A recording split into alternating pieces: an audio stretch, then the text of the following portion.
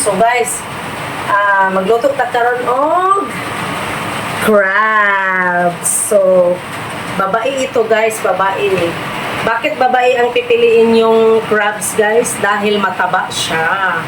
Mataba siya. 1 kilo, 900 pesos. Grabe ang mahal, pero sulit naman siya kasi ang sarap, diba?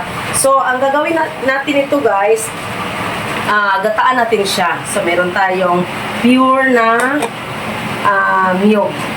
Pure na niyog. At saka ito lang din.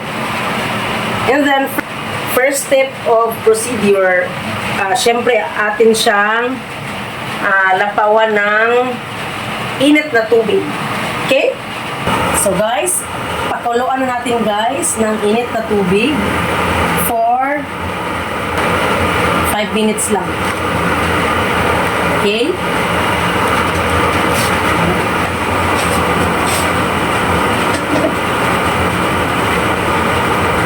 Mga 5 minutes lang siya guys, ha? 5 minutes. Yan. Dapat ganyan. Buhay pa siya guys, oh. Ha? Oh. Tingnan niyo ang ano niya, oh. Oh. Buhay pa yan guys, oh. Buhay pa siya. So, delikado siya kung ano yung kamay mo. Kaya nga, meron pa siyang straw. So, mamaya na natin, takipan muna natin guys. Okay?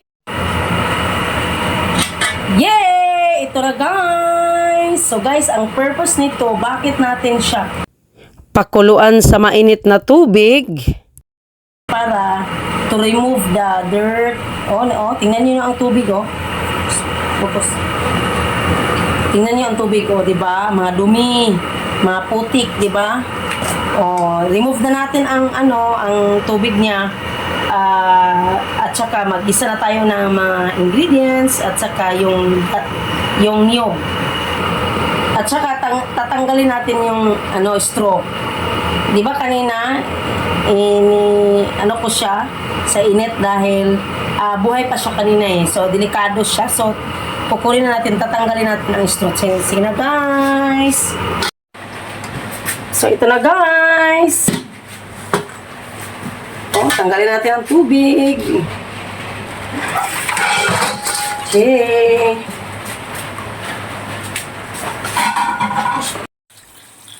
Kaya kunin natin yung straw, of course.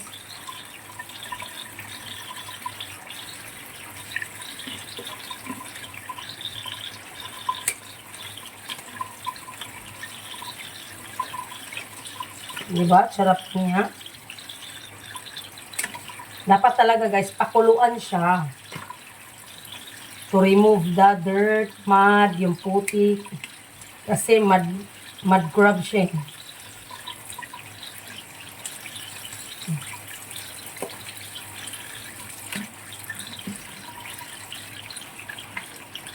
Init.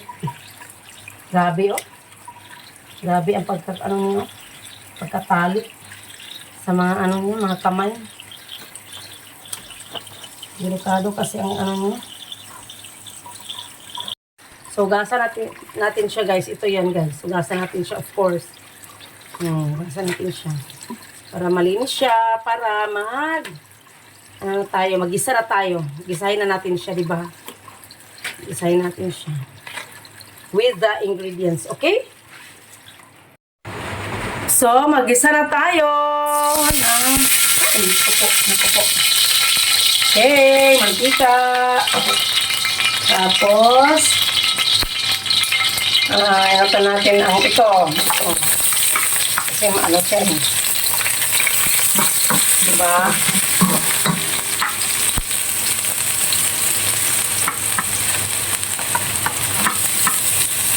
Yan. Natin siya isa halo. Yan. Buyas.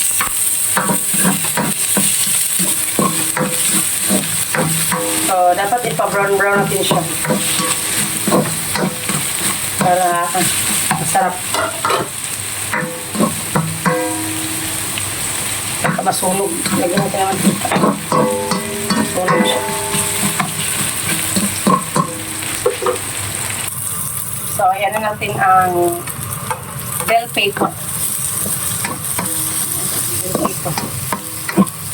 Huli na lang ito kasi baka ano siya. Hindi makayanan ang hanghang.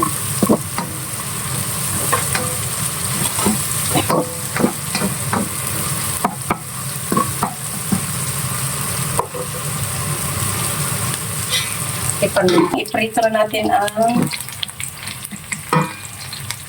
crabs.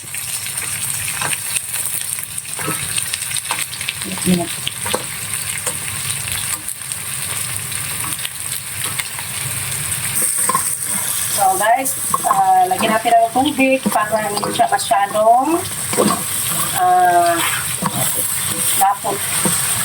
Mamaya paglagay ng tsaka. Gata guys. Ano ba yan sa Tagalog ang gata? Kasi sa Bisaya yan eh. So takpan muna natin guys. Okay. So guys, lagyan na natin ng asin. Mga pampalasa guys. So wala na lang tayo ng asin para hindi masyadong maalat. So wala na lang tayo ng asin. Okay. Tapos maglagay tayo ng kunting magic syrup. Kunti lang siya. Hindi naman advisable na marami. Konting magic syrup lang guys. Konti lang. Hindi siya advisable na marami kasi ano siya. Tapos of course, huwag nating kalimutan ang asukal. Konting asukal lang siya. To neutralize the taste. And then, hindi natin kalimutan ang of course, ano natin, wala na ubos na ang aking kuwan. Powder black pepper. Black pepper powder. Gusto ko siya. Marami. Ito na guys. Ano siya guys. So guys, pag konti na lang ang tubig, so saka na natin ilalagay yung gata, di ba? Meron tayong gata. So, dapat hindi natin patagalan guys kasi ano siya, para hindi siya yung laman niya kasi pinakuluan na natin kanina di ba, 5 minutes yun. So maglagay na tayo ng gata guys. Aralin na lang siguro.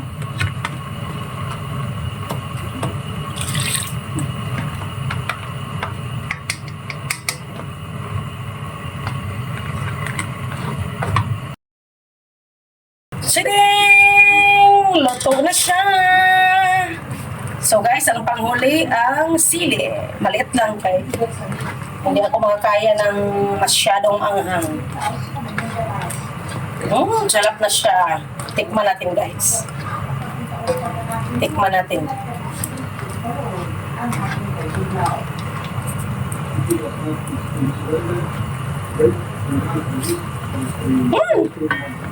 Sarap! Ang sarap-sarap! Sarap! Grabe! Ang sarap niya!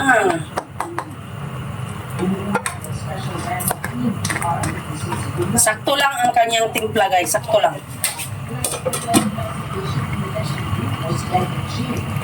Kain na! Kain na tayo!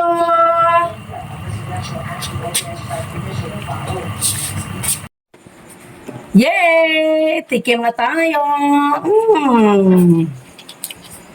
Ano ba to? Ano ba to? Yan o.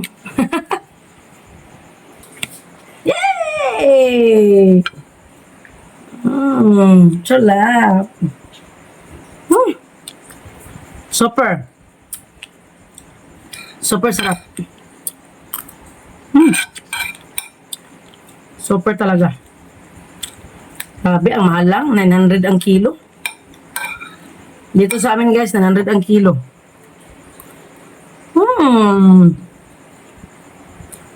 Ito na guys, ang ginataang crabs.